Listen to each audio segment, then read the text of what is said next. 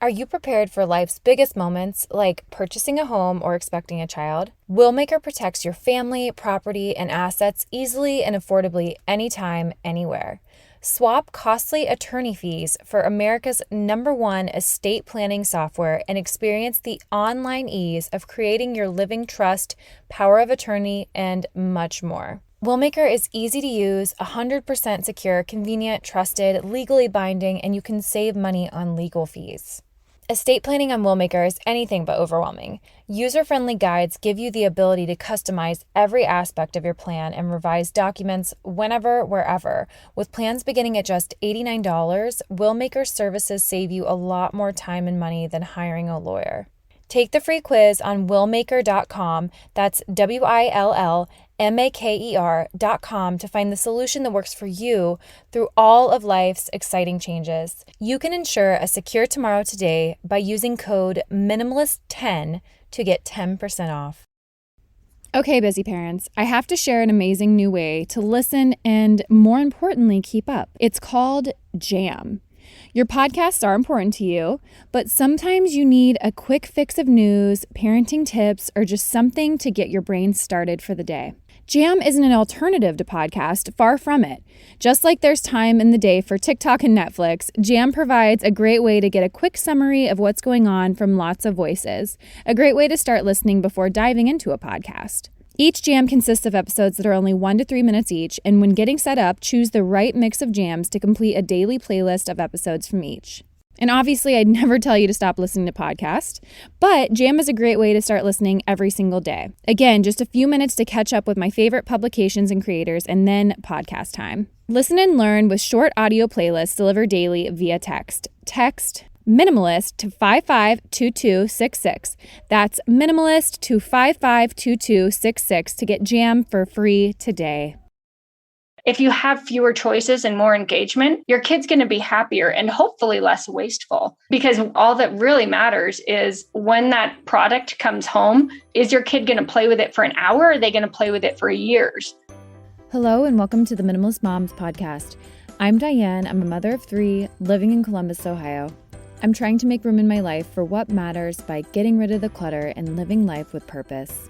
I hope you'll join me on the journey to think more and do with less. Joining me today is Mari Collins. She and her husband created an app called Ketchup that helps teach kids to prioritize things they really love and learn to save towards those special purchases. Her hope is to change the way families shop, to focus on quality, educational items that kids buy for themselves rather than a million knickknacks designed for a landfill. Today, our conversation will focus on intentional consumption, choice overload in children, teaching responsibility and accountability to younger kids, and much more. I'm actually in the process of editing this episode as I'm recording this intro, and I have been thinking a lot about end of life and mortality. We lost my aunt about a month ago, just really unexpectedly, and it's had me thinking a lot about the things that I own, why I own them, and one thing that has struck me is that as my parents have been going through her things and going through her home, it has me thinking a lot about the things that I'll leave behind one day. And my hope in sharing this with you isn't to overwhelm you, to scare you, or hopefully if you've recently lost someone, to shame you in the process of needing to go through these things or to quickly move through these things. I know that grief comes in waves and it's unexpected. The reminder here isn't even minimalism necessarily, but at least for me, it's been a good reminder to consider why it is that I own things, because at some point, someone's going to be going through my things, grieving and not knowing what I want done with my things. And also, on the flip side of all of that is, why am I, while I'm here, consuming the things that I do consume? What is it that is driving me to make the purchases that I'm making? And I don't know, maybe you're listening to this and you think it's bizarre that I'm having such questions at a time like this, but my goal with this part of the episode is to always be honest with my listeners and to share where I'm at mentally and to inspire you in your own pursuits of a life with less? What does that look like? And how can we consider something such as this, such as death, as we're trying to live a more intentional life in the time that we have? Just something to consider. Hi, Mari. Thanks so much for joining me again today on the Minimalist Moms podcast. Hi, I'm so glad to be back.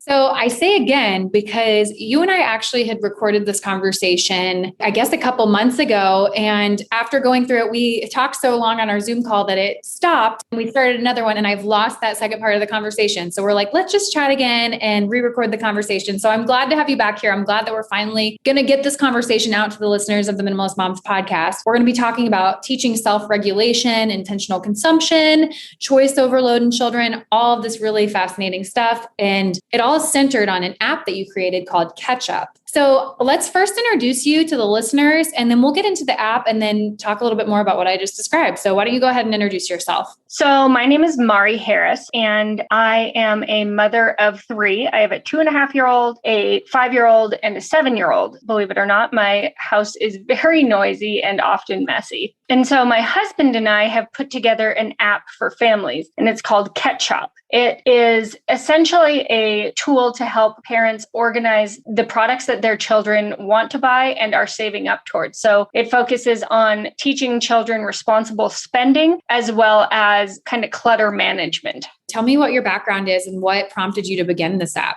So I have a background in design. I went to UC Berkeley for fine arts, and then I bopped around the Bay Area for a while. I did copywriting, I did script writing, I did a lot of UI design, UX design. Since then, I have moved up to Tahoe, and I've been doing mostly graphic design. And so my husband, we work together really well because I do everything you see and the things you realize are happening. And he's like behind the scenes, making sure that all the little pieces connect. It's kind of how our relationship works as well. So back in 2020, I don't know if you remember, but a lot of us were staying home a lot during that period of time. And my son really, really wanted a RC car. And I'm one of those moms who I don't like things with batteries. I don't like things that make noise. I don't want things that are going to rip up my lawn. But he was so adamant about it. So he struck a deal, which was he could have the RC car if he saved up enough money to buy it. So he was picking up pine cones and raking leaves and vacuuming and doing all this stuff. And we paid him. But then when he finally had enough money saved up, he was like, okay, when are we going to the store? Like, we're not.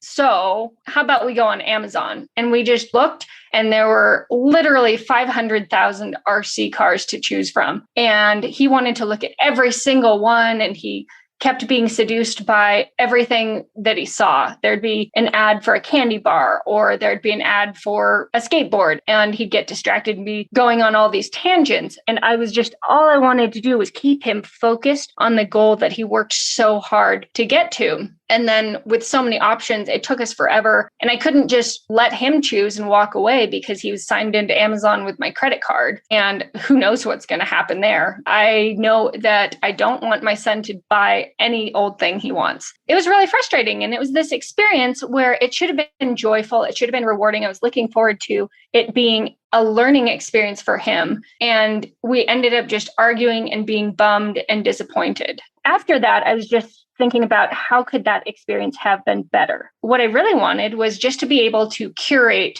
a couple of toys that would have been appropriate for his age and his budget, and then let him choose which one of those toys he wanted. And there's nothing out there that does that. So we built Catch Up, which basically allows parents to curate a selection of toys and put them in a shop for their child. And then they can hand over the device to a child and give them the experience of shopping for themselves, deciding how much money they want to spend, which products they want to choose from. And because everything is parent approved, the child can then initiate a purchase by themselves. And then after that, the parent can just approve the purchase and say, okay, it's on its way. The reason I love your app is because I do think it gives kids the freedom to make the choice but I also like it because we can kind of help direct that choice, especially if they're younger.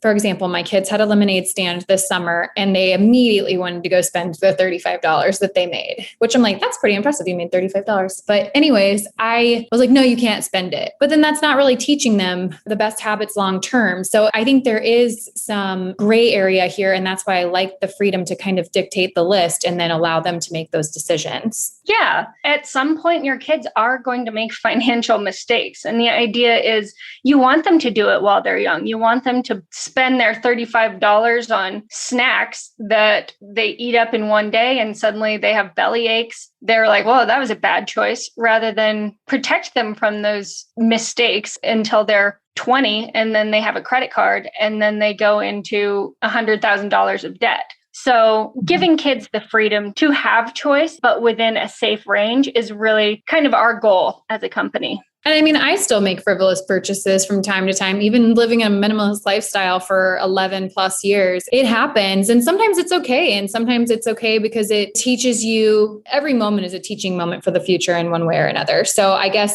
I need to take that pressure off myself to have kids that are making the perfect financial decisions because, again, they're kids and they're going to make mistakes. And that's why I wanted to talk to you, because I think this is such a cool idea. I can totally agree with you about making frivolous choices as an adult, even. Yesterday, I went Halloween shopping for my kids and I was agonizing over every single little purchase. I ended up spending like $60 or something. And then 5 minutes later, I went out to lunch with my mom and brother-in-law and blew $70 without even thinking. I want that croissant. I want that coffee. I want it all. Money is money, regardless of where you spend it. But if it's intended for different purposes, you have different feelings about spending it. And also just getting them thinking about these things at a young age. I think that's really a great thing too. In general, I think back to my high school experience and things that I didn't know as an adult because I never learned them in school. So I think getting these conversations started at a younger age, I think it's only to their benefit. I totally agree. And I love that you brought up the education as a child, because I feel like in America, at least, we don't really have a formal structure for teaching kids about money. They might learn Econ 101 by the time they're in high school or even college, but those basic financial management skills and understanding skills, we just kind of think that they'll pick it up by watching us, which they will to a certain degree, but we have to be willing to include them in how we make those decisions, why we chose to buy the less expensive milk or the larger can of beans instead of the smaller one. And just being willing to talk about why you're making these purchasing decisions along with your kids is super helpful and helps you set up a framework so that your kids are able to make those good decisions when they're older. So I want to talk a little bit more about choice overload. You said with the RC car, if you log onto Amazon, there are so many options to choose from, but you were just like, I just need three. I just need three to choose from and compare. So what have you learned through creating this app about choice overload?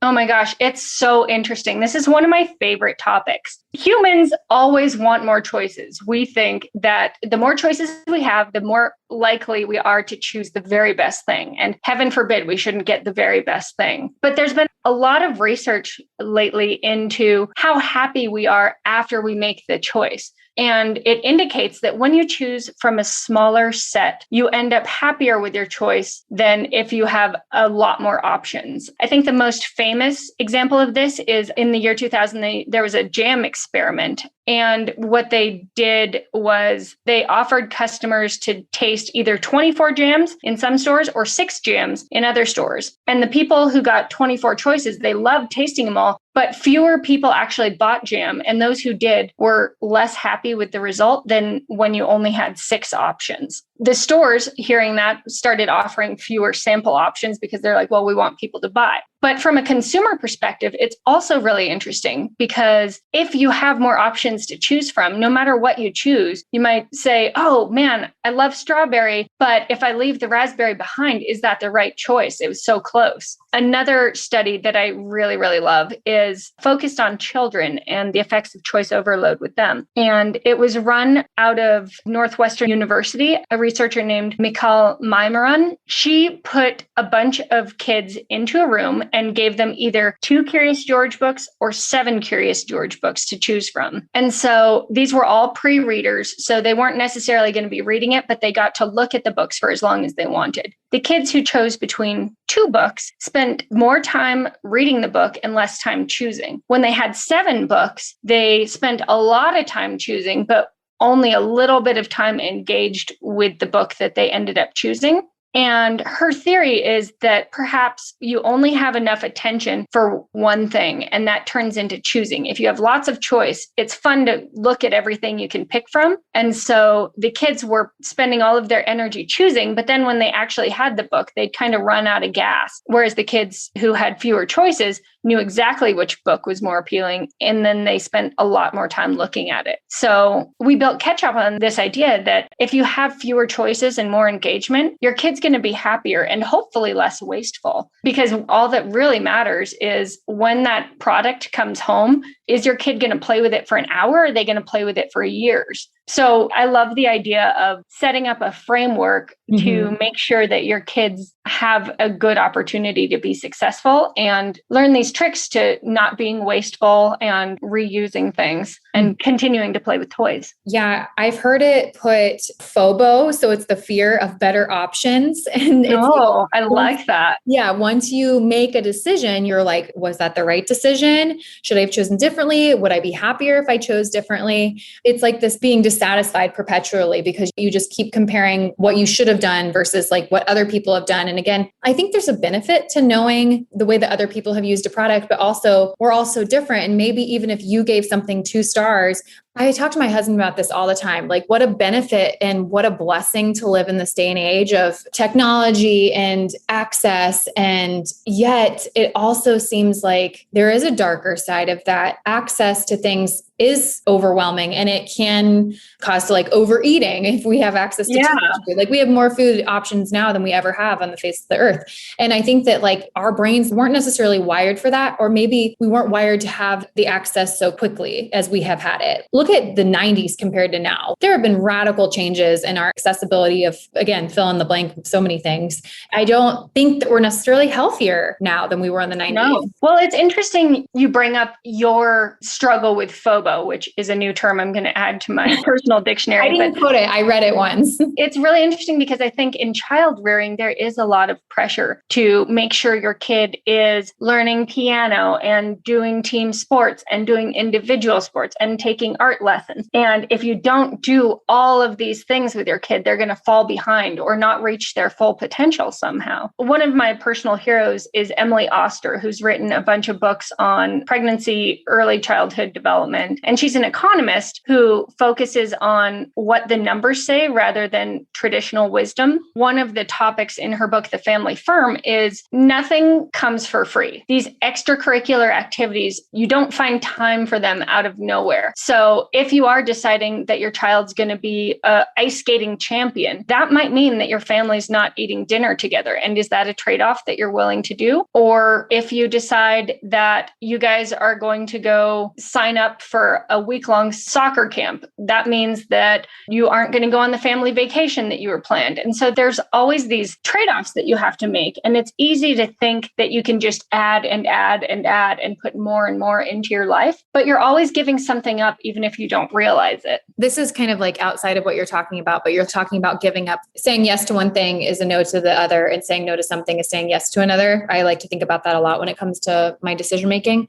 But think about like successful people when it comes to their wardrobe. Do you remember how Steve Jobs, he would only wear, I think it was like a black shirt. The black turtleneck. Yeah. And it's like, this man was a genius and he wore the same thing every day. He had the accessibility to whatever designers he would want to wear, but he's like, no, I don't need all those choices. I'm just going to simplify and make this choice. And he was saying yes to his creativity, and he was saying yes to innovation. And he was saying no to like something that was seemingly superficial. Don't get me wrong. I love clothes, but I just think it's curious how these people that are in high up positions, there's another celebrity designer, and I can't think of what her name is, that I've heard about that wears the same thing all the time. I just talked to Tracy McCubbin on my podcast the other day, and I think she bought 3 pairs of the same jeans and wears a white shirt, I think she said, every day to her clients' homes. So it's something that she doesn't have to think about. So when we can just think now for the future, what decision do I want to make now that I know I'll carry through in the future? Because I know in the future I'm going to make more decisions. It's just kind of getting on top of the decision fatigue. You have to prioritize what's important to you ahead of time so that you're not making those painful decisions on the fly. That might be decisions about time, decisions about objects, or about money and how you want to spend any of those things. If you have a framework and a strategy in place before you go into any situation, you'll know, oh, family dinner is important to me, so I'm not going to schedule anything that conflicts with family dinner. I think having that framework is so important because it helps you make those decisions without agonizing about it or feel like you're making choices without knowing if it's really the right thing. What if I told you there was a new product out there that can tackle your negative impact on our climate just by using it once a day? There is. And believe it or not, it's actually a credit card. I was so excited to discover Aspiration Zero credit card. So many of us care about the environment, we care about the climate, and we want to know what we can do to have a daily effect. But it can be daunting. That's why I love this credit card. And I'll tell you a little bit more about it. Aspiration Zero is the first credit card that fights climate change by planting trees with every swipe. The way it works is simple. With an Aspiration Zero credit card, you plant 2 trees with every purchase you make, and 2 trees soak up about the same amount of carbon dioxide from the air as the average American puts out every day. And along with the reward of knowing that you've turned buying a latte into a way that you can do your part to save the planet, you get the other kind of green reward too. Cash. Unlimited 1% cash back on all your monthly purchases when you hit carbon zero for the month. Thanks to people like you, Aspirations made a huge impact. They've already planted 75 million trees.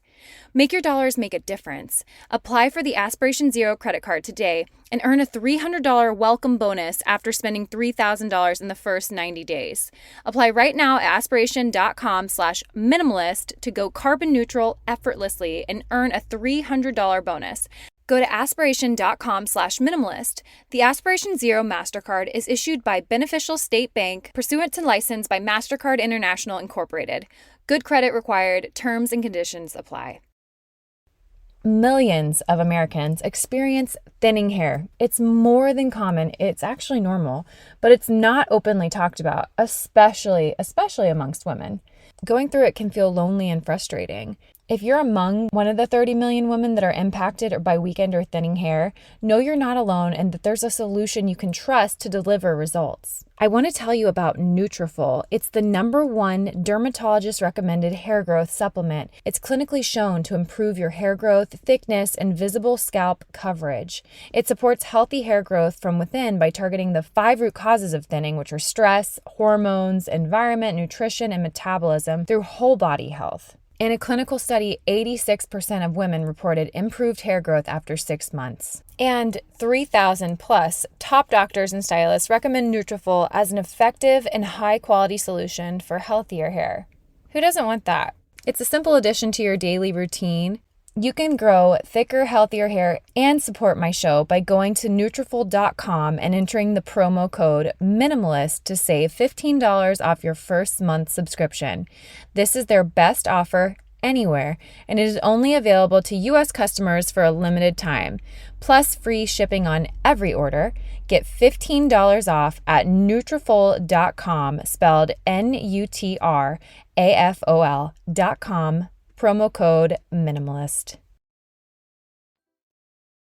My whole idea of this podcast was what you've learned by starting this app in regards to psychology behind our purchasing decisions. So how would you say that you've learned about raising financially savvy kids? Okay. One of the main things I've been focused on in my family is developing what's called executive function skills. And so you hear these terms thrown around a lot because there's a wide range of things that can fall under that category, but it's basically developing the skills that will lead them to being successful in their life. Basically, it's the ability to make and follow a plan, adapt, understand categories, delay your gratification, and reflect on your life. So for example, let's say we were going to make a plan for our Saturday. We're going to do our chores, we're going to get dressed, we're going to go for a bike ride, and then we're going to get ice cream. The kid has to be able to understand we need to do each of these things in order, remember what we need to do, remember what comes next. So they have the ability to predict what's coming and follow through with this because they know they have to do that to get the ice cream. So then we do our chores, we get dressed, we go for a bike ride. And then when we get to the ice cream shop, maybe it's closed. So we have to be able to adapt to that problem that we didn't foresee. So maybe we go to the bakery instead. And so we can change based on the new circumstances. We get to the bakery and let's say my kid is gluten-free and we're like, oh, shoot. Okay, we have to figure out which snacks are okay for you to eat and which ones are not. So we need to know, okay, you can eat a mochi donut or you can have that almond cake. And then afterwards, knowing the ability to delay the gratification. So that might be, okay, we're all going to order treats, but we're going to wait until we get to the park and sit down to eat the snacks. We're not going to shove them in our face as soon as the baker hands them to us. So being able to do all these things helps them in their adult life to be able to live successfully and not make impetuous decisions and not get stuck when things don't go to plan. A good way, if we went through this whole day, a good way to make sure that these things really sink in is to talk about the experience afterwards. Like, hey, do you remember where we rode our bikes? And wait, why didn't we get ice cream? I thought that was the plan. And what was your favorite thing we did today? What was your least favorite thing? So just being able to talk about these things and go through their understanding of it really, really helps them develop these skills. Maybe they thought we didn't get ice cream because they didn't ride their bikes fast enough. Just listening to them and being like, oh, wow, they had a different understanding of this than I did. And being able to talk it through so that they understand it wasn't that reason. It was because the ice cream shop is closed every Saturday. Yeah, working on developing executive function skills in our everyday activities helps them in financial matters. It helps them in school. It helps them finish the soccer camp that we put them in. It's been really super helpful to go through with a structure so that I, as a parent, can do my best.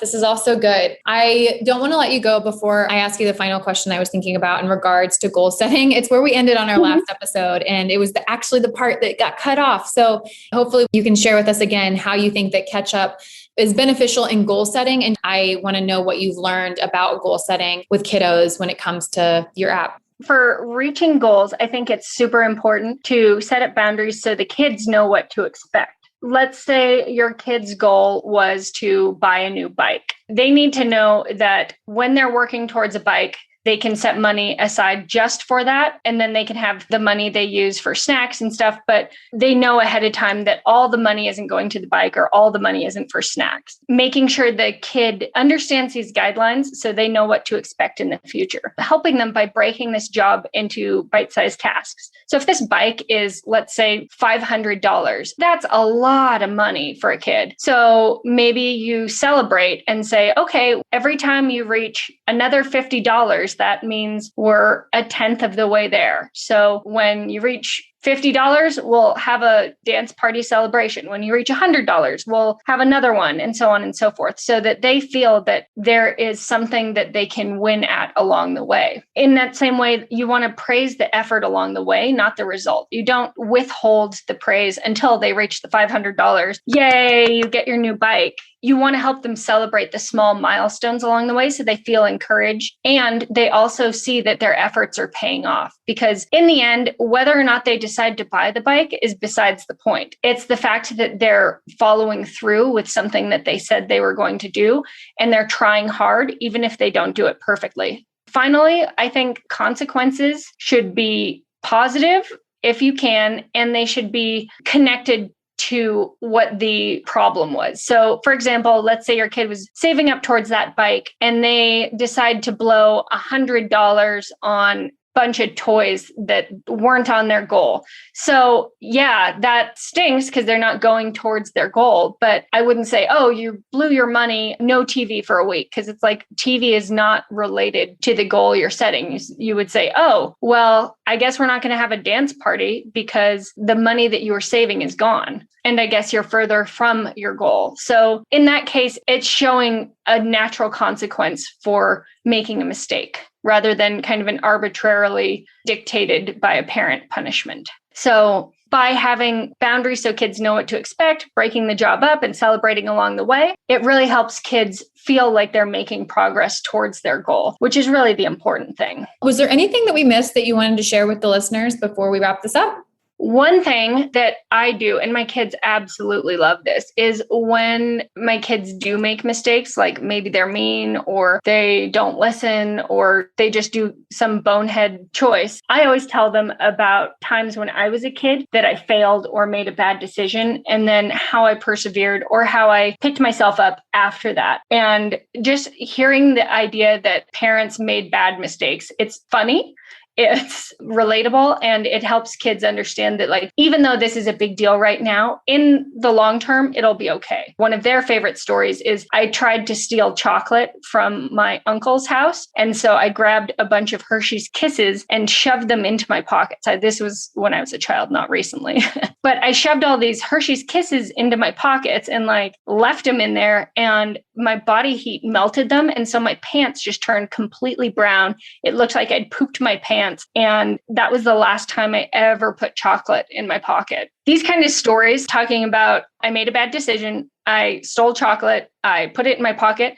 My kids know this story back to front, and they love to tell it. And they always they're like, never put chocolate in your pocket. So having the ability to share your own failures really helps your kids be able to relate to them. I think that was maybe something missing with the previous generation, just wanting to make sure that they had, this is totally a generalization, by the way, but just wanting to have more of a buttoned up look to your kids. But I think that vulnerability and authenticity does a lot more in the long run. And I'm not saying you have to share every detail of your poor choices, but I think that there's just a humility there that I think is really good to see with your parents. So I definitely agree with that. The age of father knows best. Didn't really raise very emotionally intelligent children. Sure. Yeah. Again, generalization, but yes, I would agree. So Mari, where can listeners find you if they want to connect with you online or download the app? You can go check out our app at www.ketshop.com. That's KETSHOP,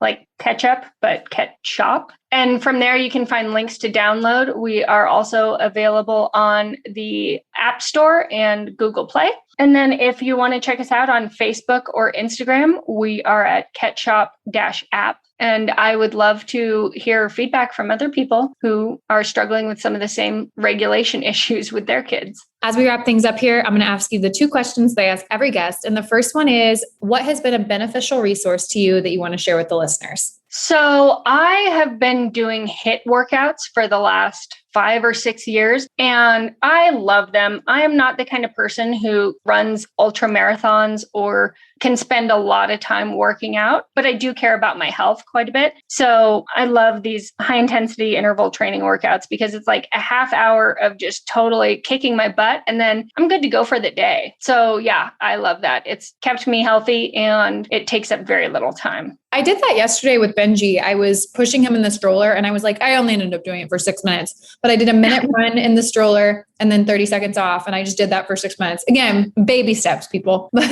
I could not believe how much my heart rate got up because again, I was going full out for a minute pushing a stroller. Yeah, so, it's hard. It's hard. Even 6 minutes is tough. Yeah. So I was just like, you know what? I'm not going to critique myself that it's not even 10 minutes. I'm just going to do this until I get to the end of my street and then I'm going to be done. And that's what I'm going to do today. And I'm going to keep trying to build up. And so I think HIIT workouts are great for that. Well, and pushing a stroller too, that's like added resistance, right? Yeah, right. All right. Well, my last question for you is, what is something that you can't stop talking about?